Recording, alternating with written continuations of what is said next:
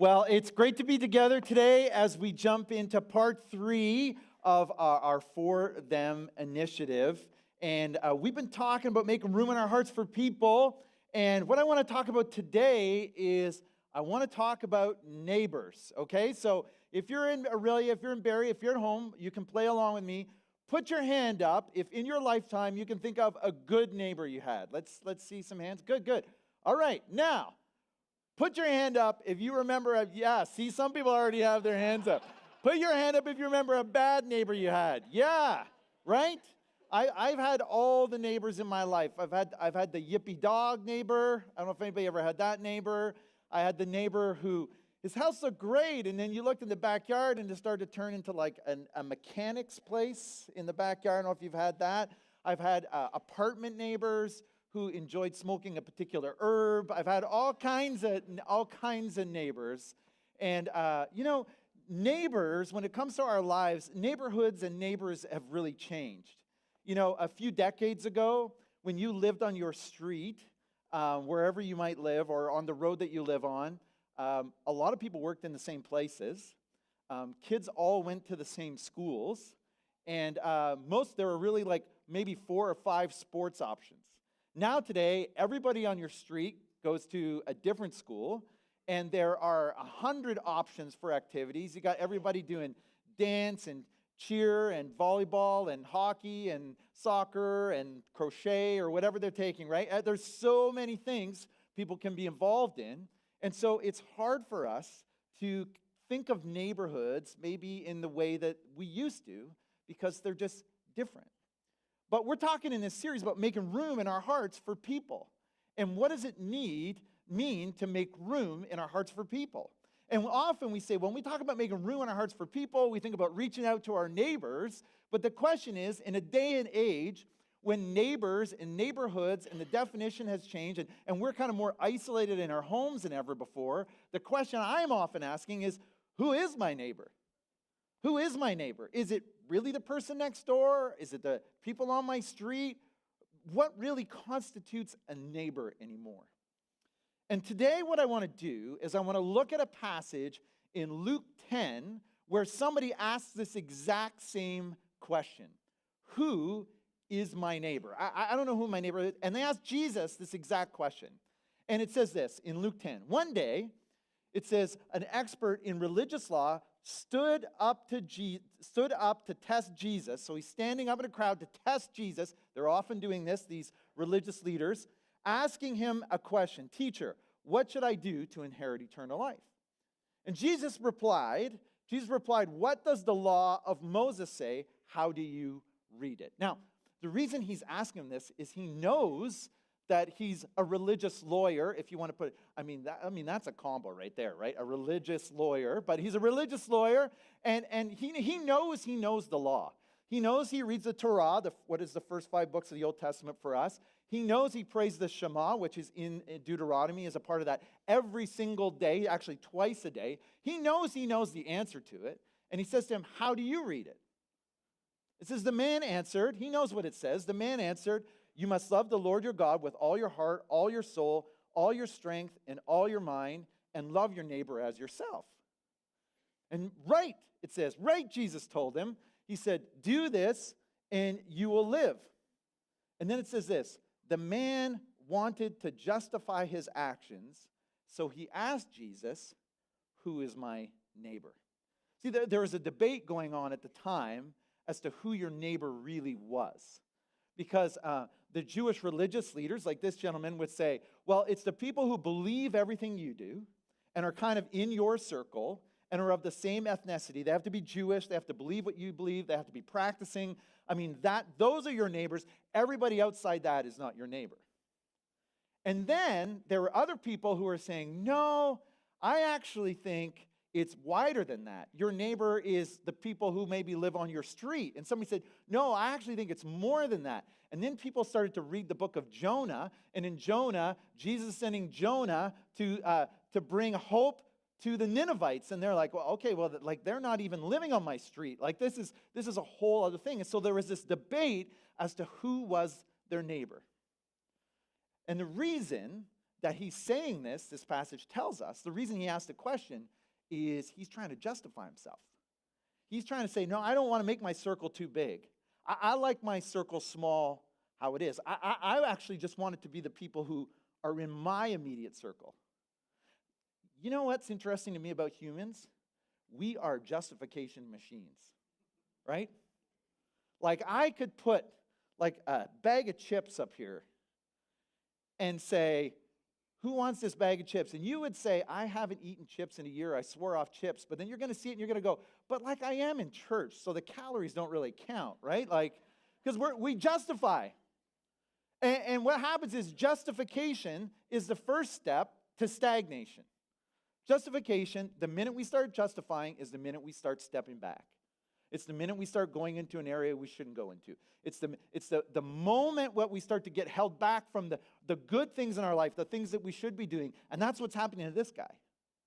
That he wants to justify and make his circle smaller and smaller and smaller as he stagnates in his influence. And Jesus wants to show him who his neighbor is. And so Jesus uses a story that teaches, a parable. It says, Jesus replied with a story. A Jewish man was traveling from Jerusalem down to Jericho, and he was attacked by bandits. Now, this would be very familiar to people. It would be like me saying, so a guy was, traveling from Aurelia down Highway 11 in the 400 down to Barrie. And everybody go, oh, yeah, I get that. Everybody knows what he's talking about. And he was attacked by bandits. Maybe there was a stretch there that everybody knew, hey, this is a dangerous stretch, Gasoline Alley, maybe, if you know there. So there's a stretch, right, where they know that this guy was attacked. He was attacked. So they all know where he's talking about. It says they stripped him of his clothes, and they beat him up, and they left him half dead beside the road. And this guy is now thinking, man, I'm here on the side of the road, beaten, half dead. I hope someone will help me. I hope someone will show up for me. I hope someone will find me. I hope someone will see me. The language we would use at Connexus is the language, who is in my corner? Who's with me? Who's going to show up for me? Who's going to be here for me? Now, I know the chances of you going out of here today, driving home from church, and seeing somebody half dead on the side of the road are low. They're low. And seeing people beat up on the side of the road, it's not common. But for us, I would argue, the people around us, our community is full of people who are beat up and half dead on the inside. We know it. We see it. We talk about it here.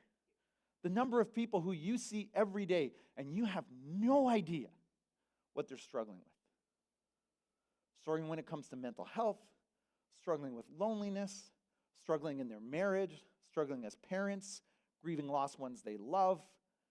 You interact with these people every single day. Every single day. When you're out there getting your coffee and you're looking at that person across the till, the barista making your latte, you have no idea. You have no idea who around you is asking the question, who is in my corner?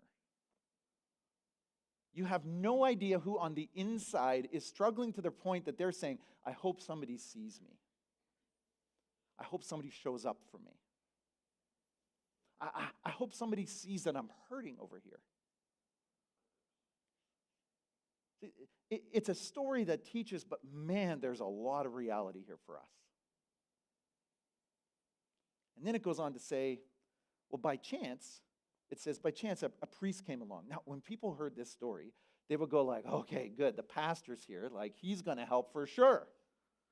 The priest is definitely going to. People are like, whoo, because, Jesus, this story's getting heavy. So, like, whoo, good thing the priest is here to save the day. It says, by chance, a priest came along. But when he saw the man lying there, it says, he crossed to the other side of the road, and he passed him by. He sees him, and he goes, I'm going to go to the other side of the road. People would be like, man, that priest, he what? And then Jesus says, now, a temple assistant shows up, and they walked over. So people are like, okay, the temple assistant, good. Phew. A temple assistant walked over and looked at him lying there. Now, he looks at him. He didn't see him. He looked at him right in the eyes. He looked right at this guy. But he also passed by on the other side. Now, we can find a lot of fault with the priest and the temple assistant, but you and I do this every day. And you know how we do this? We sit with someone, let's say we're talking to someone at work, or we're talking to somebody on the phone, or we're sitting at somebody waiting for our kids to finish their dance lesson, or whatever it is, and they tell us something. We're talking, and then they tell us something about their life, and we think, ooh, like, I'm not sure I want to get involved in that. And so what do? We change the subject, right?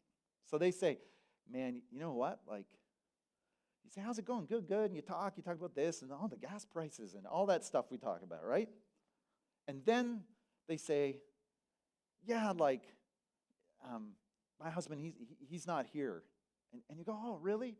And they say, yeah, like, we've been separated for a bit. Oh, I'm sorry to hear that. Then you sit there in silence, which is the moment where the person next to you is crying out, who is in my corner? What do you do in that moment of silence? You know what sometimes we do? I got to go to the bathroom. I got to take a phone call. Oh, yeah, man, that's too bad. Yeah, I'm really sorry. How are the kids doing at school? How's that going? We change the subject. We go to the other side of the road. I think the priest, the temple assistant, and us, this is what we think when we say, why can't I make room for this person? When we think, why can't I make room for this person? The common things are, I don't have the time. Not good time for me. I'm in the middle of something. I'm on my way to something. You know what? Everybody's on their way to something. Everybody's in the middle of something. I don't have what I need. Oh man, this person needs a counselor. Like, I'm not a trained counselor. Nobody's asking you to be a counselor. They're asking you to be a friend. Getting in someone's corner is being a friend. I don't have what I need to help them. I don't have the tools I need. I don't have the finances it's going to take. I just can't. I got too much going on. And the last is it might cost me. It's too messy. Like, I might get some of that mess on me. Oh, like, if I get involved in this, like she's gonna call me tomorrow. If I say, hey, like, let's talk, call me, she's probably gonna call me. And I don't want her to call me. I'm just saying, call me. I don't want to get involved in that. I don't want to be a part of that. This is going to inconvenience me. We don't say it like that. You know why? Because we got other ways we self-justify. You know the irony? Listen, this is the irony to me about us as people, okay? We want meaningful friendships. We don't need a lot of them, but we want some. We want meaningful friendships. We want meaningful relationships. We want our life to be full of meaning. In a sense, we want neighbors,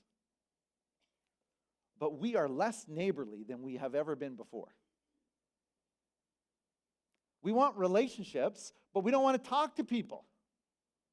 We want a meaningful relationship isn't you take everything and they get nothing. This is part of being a human being, and building meaning in your life is getting in the corner of people when they need it, even when it inconveniences you. It says, then a despised Samaritan came along. And people will go, oh man, this is going to be bad. It says, and when he saw the man, they're like, this is going to be, because the Samaritans were sworn enemies of the Jews. Had to do with history, had to do with ethnicity, had to do with a lot of things. But like, they were unclean, impure. Like, don't even come near me. Don't touch me. And they're like, there's a Samaritan man who shows up, and this Jewish guy is in the ditch. And the way they finish this sentence is, and when he saw the man, he probably kicked him. He probably spit on him. He probably checked his pockets to see if there's anything left. I mean, that's what they think is coming. It says, and when he saw the man, he felt compassion for him. He made room in his heart for this man. What's interesting to me is he doesn't start with doing something for the guy. It's not like a tick box. He's not like, okay, well, here he is. This is a job to do. You know, I got to do a few things here to help this guy and move on. That's not how it starts. It's not a project. It doesn't start with the project of this guy on the side of the road. It starts with the posture of his heart. It's not about turning people. This is not about turning people into projects. It's about changing the posture of our heart to saying, hey, when I see, like, if I say to you, hey, you got to get in the corner of people, and you make it a tick box that you have to do because Jeff made me feel guilty on Sunday, I promise you that will change nothing in your heart. Nothing. It's just guilt and shame, and that's, like, I'm not dealing in that stuff.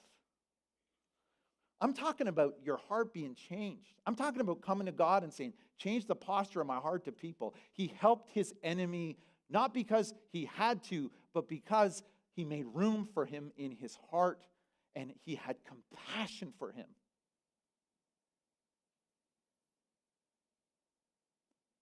The word compassion has passion right in it. And will we as a church get on our knees and say, God, make me passionate for people again. Make me passionate for people who are hurting again. Help me to see people the way that you see them. Change the posture of my heart. See, I think sometimes when we have a conversation about this, for those of you who would say, hey, you're a follower of Jesus, what ends up happening sometimes, especially over time, and this happens to pastors too, is we start to say, yeah, like I would do this, but like most of the people I hang out with are Christians. Oh yeah, like I would do this, but like, you know, I've invited the two friends that I have to church and I've kind of shared my faith with them and now I don't have anyone else. And the question is like, how do you get something new to happen in your heart around this? How do you grow in compassion? We talked about this if you're at the worship night. Renewal starts with doing something new. And maybe for you to grow compassion in your heart for people and to change the posture of your heart, you need to do something that you aren't doing now. Like maybe you need to join a men's hockey team, not the Christian men's hockey team that defeats the purpose. Right? And say, listen, I'm going to build some new relationships and just see how my heart grows. I'm going to invite the person down the street over. I'm going to move that relationship with that person I always sit at dance or soccer or whatever the sport or activity is. And I'm actually going to move that relationship to the next level and say, hey, do you want to have coffee with me? Like nothing is going to change if you don't do something new. But what might change if you do? A lot. If you start reaching out to people and you start doing the uncomfortable thing, by the way, your comfort zone, God only shows up there to push you out.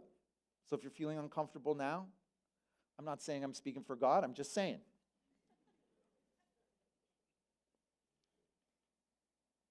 What if you did something new to change the passion of your heart?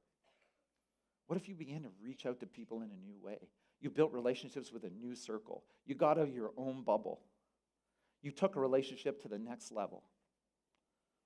What might happen in your heart then?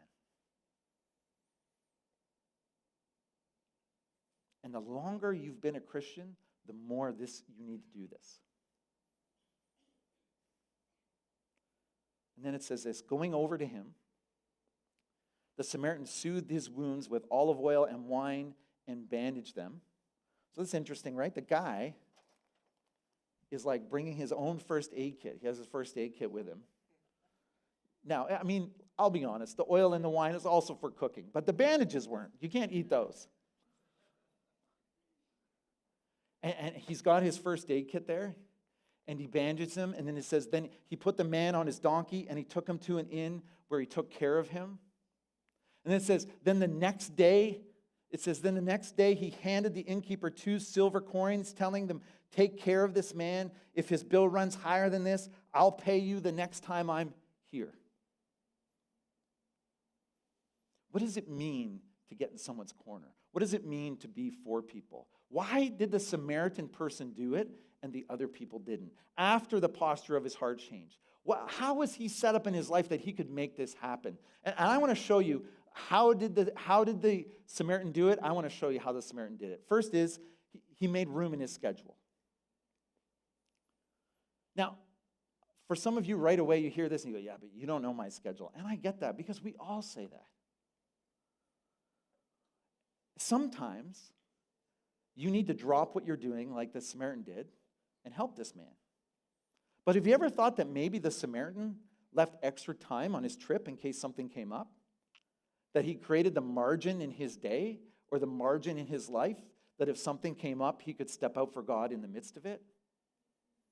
Or maybe for you, you've got to put it on the schedule.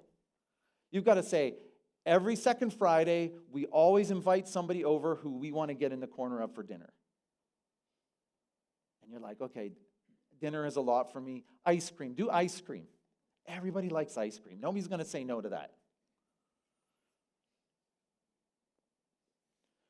Put it on the schedule. I'm going to have coffee with this person. I'm going to create a space in my month, every month, where in this space, somebody who needs the hope of Jesus, I'm going to invite them for coffee in this space. Make it fit your schedule then. Don't self-justify with your calendar. Make the space. Find the opportunities. They're everywhere. The second thing he did is he made room in his bag. What do I mean by that? He had a first aid kit in there. He was already prepared. And I want to share with you a little bit. Our puzzle piece today is care, by the way, which you're going to get on the way out. I want to share with you, if you wanted to create a for-them kit instead of a first aid kit, what would it look like? What does it look like for you to be prepared? What does it look like for you to be prepared in case an opportunity comes to you? Let me give you a few examples of this. On the way home, stop at the store, get a stack of 10 nice cards. Not thank you cards, just blank cards. Because you know when you're at work and you think, man, that person's had a really hard day. I really love to give them an encouragement note, but I don't want to go out and get the card and get it and I don't have time for that. Just to have them in your desk. Put them in your bag. Carry them in your backpack. And say, man, okay, you've got the card.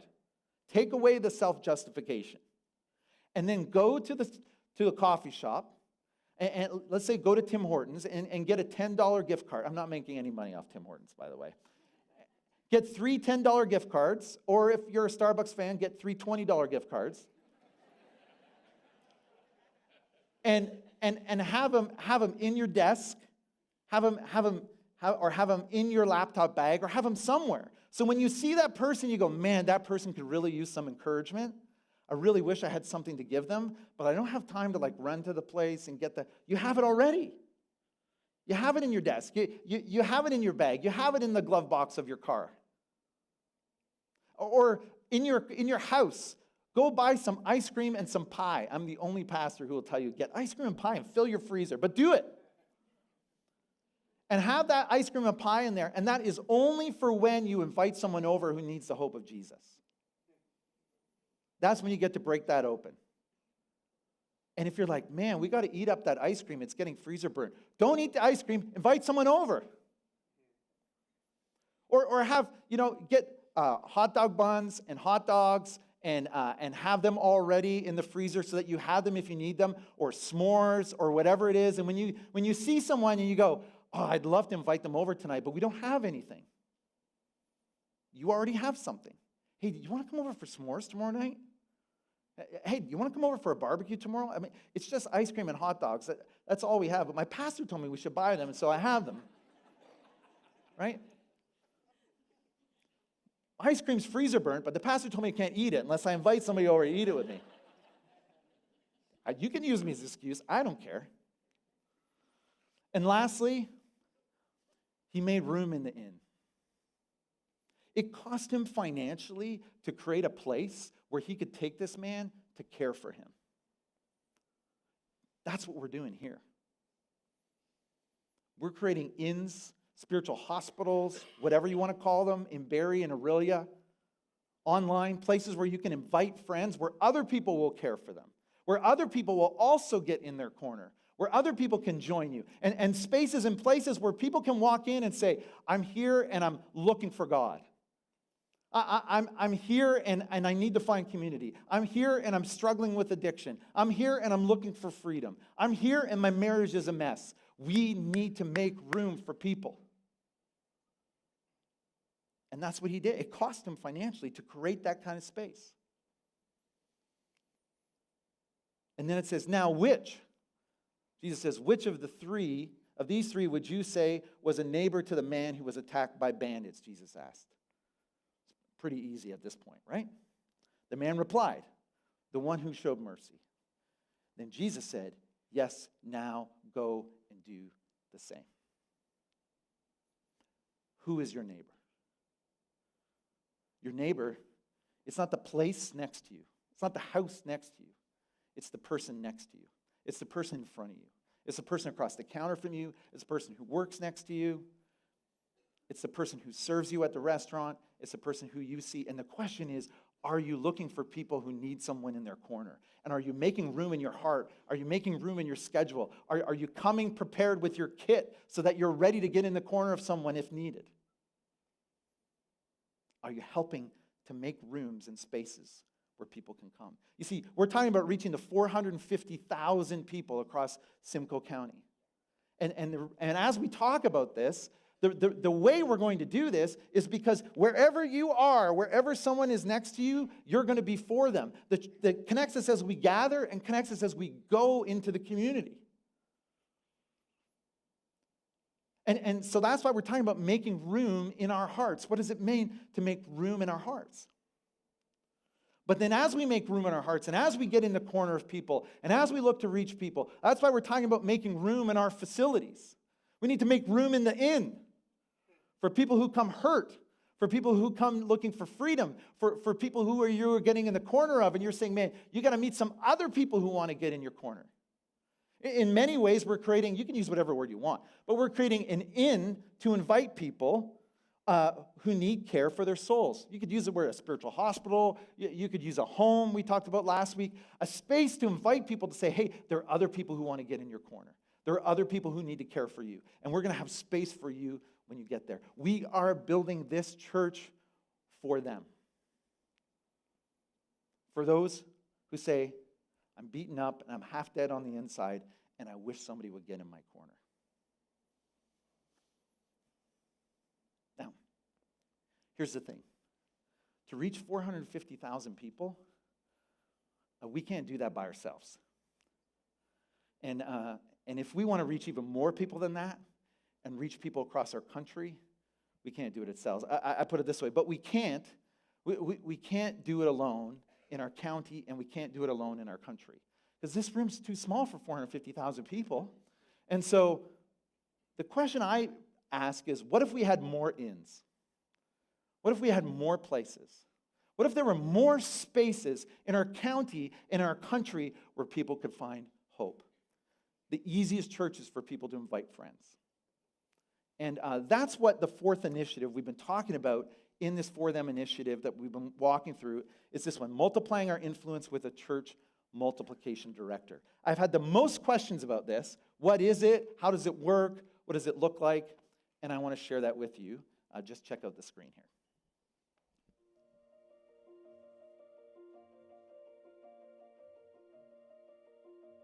You ever notice when you're driving down the road and you see buildings that clearly used to be churches and they aren't anymore? I want to share an important statistic with you. There are 27,601 buildings for worship in Canada, and predictions are that 9,000 of those buildings will close in the next 10 years. At one point, many of these churches were home to vibrant congregations, lighthouses of the gospel to communities, places where God was on the move. Churches across our country are closing. They're being converted into antique stores, private homes, coffee shops, retail spaces, lease space, condos. Not only are we losing congregations, but we're also losing facilities that were once community hubs and places where Jesus' name was proclaimed. You know, I often get asked by people who attend Connexus, where can I find a church like Connexus for my parents, for my university kids, for my friends in other cities or towns? Churches that are reaching people. And my answer most of the time, if I'm honest, I wish I had an answer, but I don't. But can I tell you, while this is a sad fact, I'm not discouraged. At Connexus, we're still seeing proof that the local church is the hope of the world. Jesus and the Holy Spirit are alive and well, and lives are being changed. Our church was created for these times, and I believe we have a pivotal role to play. The critical question is, what can we do to reverse the decline of the church in Canada? How can we ensure that what's come to us doesn't end with us? What if we could be a part of changing this story? Put even more clearly, how can we help Canadian churches grow and reach more people? Here's the good news. You're already doing that. Thanks to you, in 2018, we launched the Connexus Network, a network of mutually passionate churches that were looking for a mentor. These are churches with small staff teams that are already reaching people. And our role has been to come alongside them, to blow a wind in their sails, and to bring them into a learning community with the same mission. That mission, reaching unchurched people. We've had 12 churches as a part of this partnership over the last 6 years, and we've seen them multiply to 19 locations, representing thousands of people. Well, I'm here in Paris, Ontario at, check this name out, the 4 Paris Center, where Paris Community Church meets, led by Joel Sherbino and an amazing team. And they've jumped in the network with us. Joel, talk to us a little bit about why you ended up jumping into the Connexus network. Yeah, Jeff, first of all, welcome into our space. For us as a church, it was during COVID that we were trying to think through, how do we reach our community? How do we connect with people? Because we didn't see a lot of other churches doing it. And I knew a little bit about what Connexus was doing in Barrie and in Orillia, and so I jumped on your website, and literally that was the first step that brought us into where we are today. You've been a network partner since 2022. Talk to us a little bit about some of the practical ways the network has been helpful to your church in reaching people.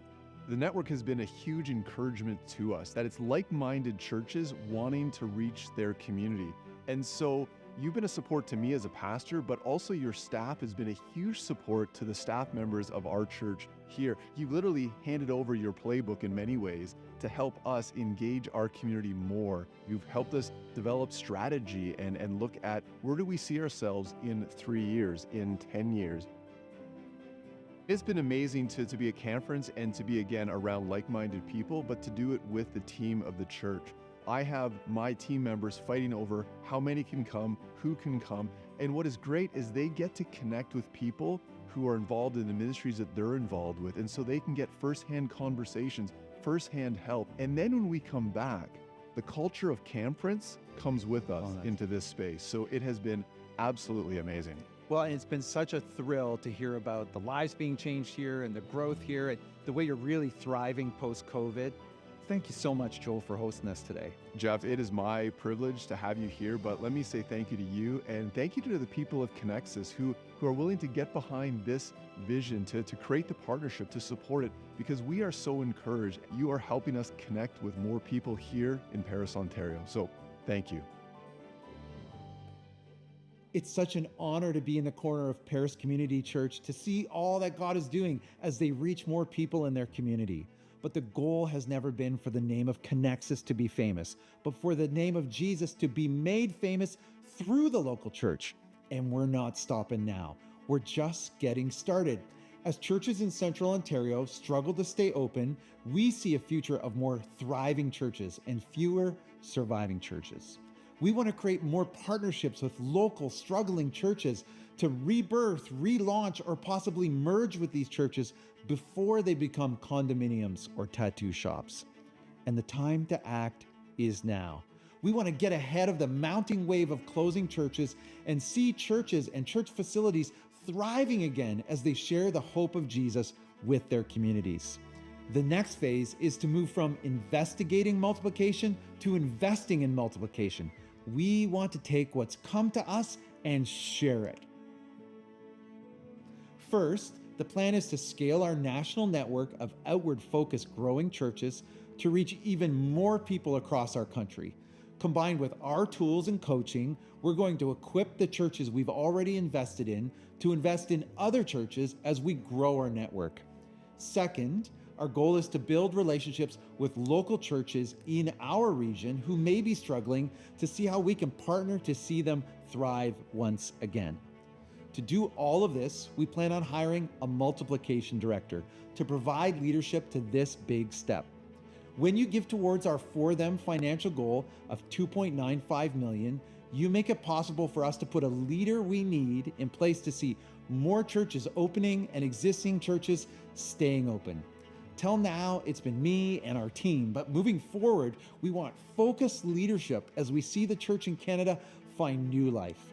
I mean, imagine a future where instead of hearing stories of churches being closed, you hear and share stories of churches being revitalized, relaunched, impacting their community again.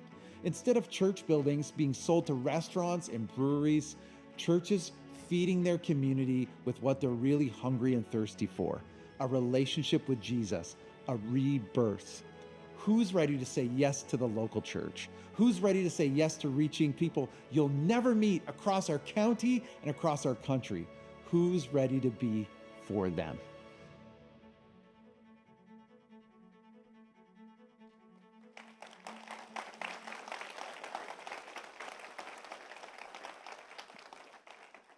When we were at Paris, Ontario that day and we shot that video, after we were all packed up, I was down in the basement. I ran into an elder there, and he recognized me, and he said, man, I just can't thank you enough and thank the people of Connexus. He said, I've attended this church for 25 years, and on occasion, we would see a new guest walk through the door. And he said, since we've become a part of the Connexus network, we see new people here every week. And he was in tears with me and just elated at what difference the network has made. And so we're excited to expand that influence and help open more inns and see more churches stay open and more churches reaching more people across Simcoe County and across our country. Now, we've been talking about the financial goal of all of this. You heard it again in the video, $2.95 million above and beyond our regular giving over the course of the next 20 months. And I have a little bit of an update for you today. I've been talking with the leadership, like, hey, do we want to bring this update today? And we decided that we should because we think it's going to encourage you. You might be here wondering, like, hey, that's a big number, and am I going to be the only one who jumps in financially? It's like when you come to the pool and you go, like, how cold is the water? No one else is in there. Am I going to get in the pool and will my finances make a difference? And I don't want to be the only one.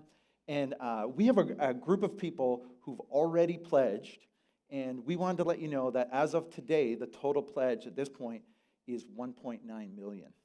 And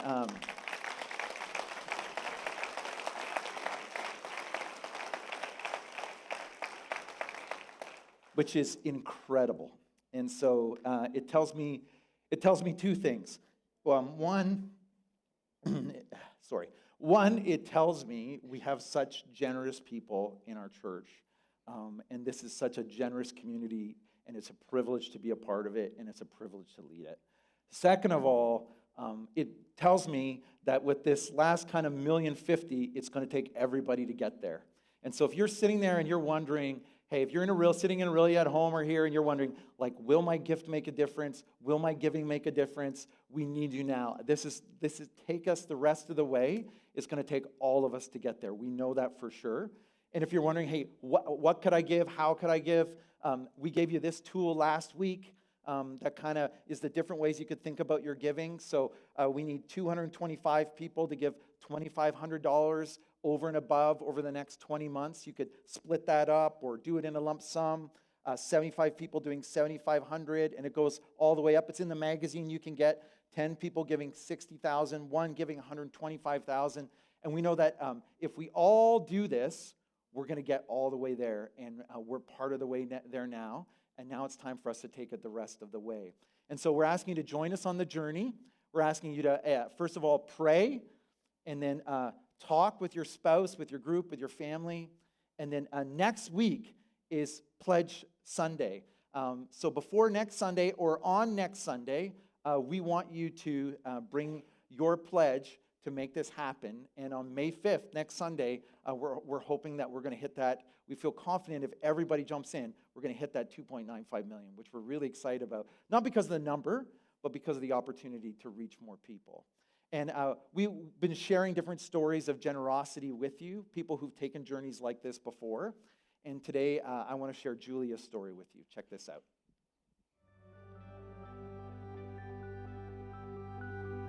My name's Julia, and my husband Andy and I attend the Aurelia campus with our 2 boys, and we've been coming since the beginning.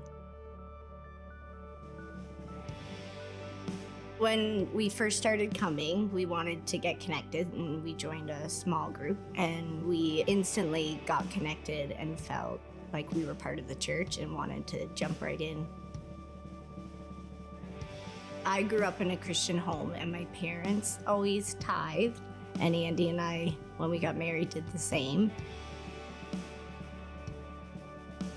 Along the way, Connexus has had different campaigns that they're needing to raise money above and beyond regular giving, so then that was where we found ourselves more stretched.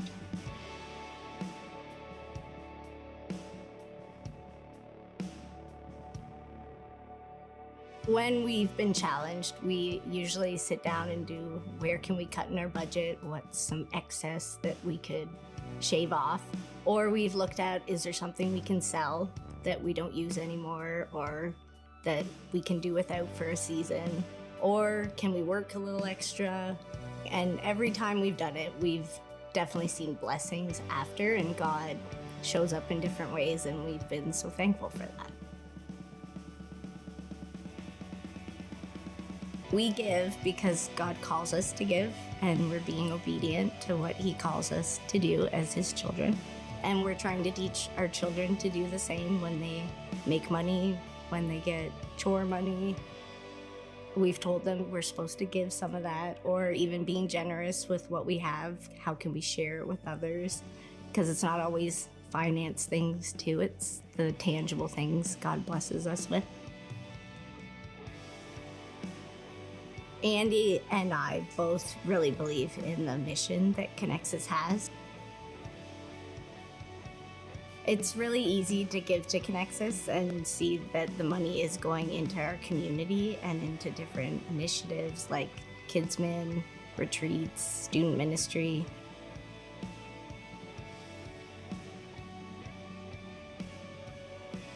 We love that Connexus is all about reaching the unchurched, and their vision to invite your friends, your family that don't know Jesus, and they provide a great environment and make it so easy.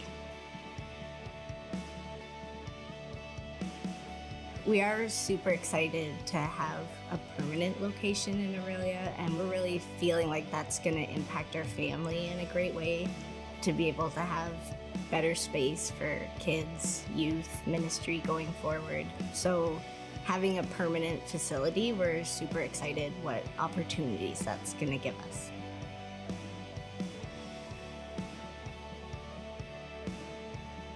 When you give, you've got to start somewhere. And like any discipline, it might start small, but just start. Ask God where that is, and you'll see how it grows your heart, your generosity. It just becomes a way of living, and it does bring you joy. God tells us that, and I've seen that in my own life.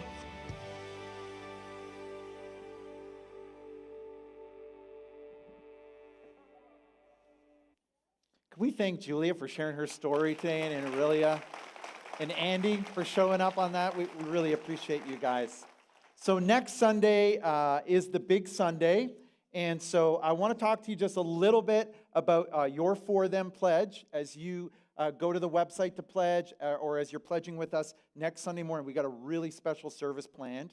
If you go to connexuschurch.com/forthem, that's been the website. been talking about. You're going to see this button right here. What you're going to do is click it.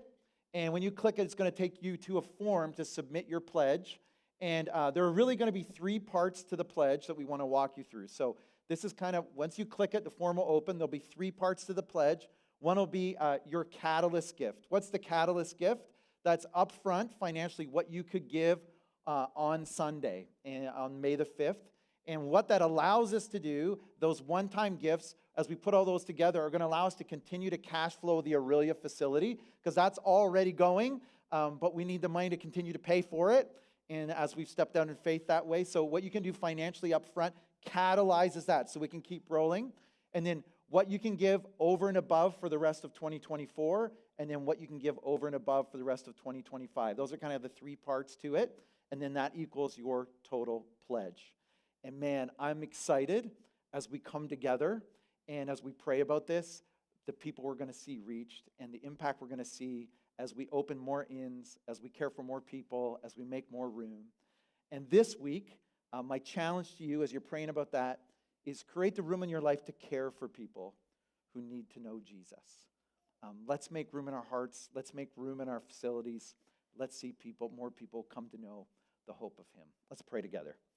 God, we come to you today, and we thank you that when we were looking for someone in the corner, when we were spiritually lost, when we were half dead, or when we were spiritually beaten, when we were with sin, when we were looking for hope, that God, you sent your son Jesus